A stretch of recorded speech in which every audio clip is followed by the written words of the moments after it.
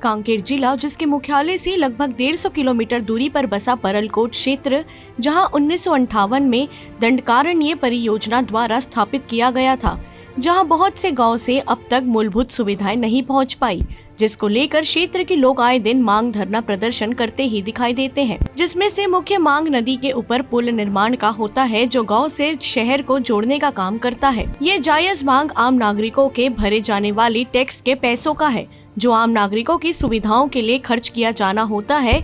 उसी मांग को लेकर आजादी के बाद से अब जाकर परलकोट की भूमि पर शासन प्रशासन के प्रयास से कई पुल निर्माण भी हुए और कुछ पुल निर्माणाधीन है, कुछ बनने वाले हैं। अब बात आती है गुणवत्ता की। महज पुल निर्माण से शासकीय खातों में विकास की भले उपलब्धि हासिल हो जाए, पर इस पुल की असली कीमत इस क्षेत्र में रहने वालों को पता है, जिन्होंने कभी पुल ना होने की वजह से अपनों को खोया है, कभी इलाज नहीं करा पाए तो कभी पढ़ाई नहीं करवा पाई। अब अगर बात की जा रही है तो उपलब्धि की नहीं, प्रतापपुर और कोयली बेड़ा मार्ग पर बन रहे पुल और सेतु की, जिसकी कीमत क्षेत्र के लोगों को पता है।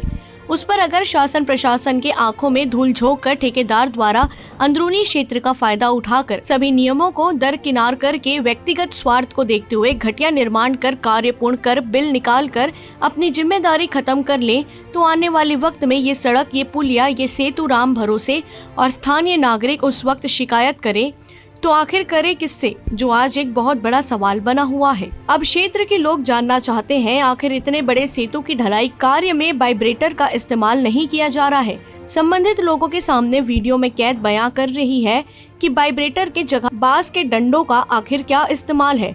इसका जवाब देने वाला तक कोई मौजूद नहीं। आखिर शासन प्रशासन की इतनी मेहनत कर गैर जिम्मेदाराना काम बहुत बड़ा सवाल बना हुआ है।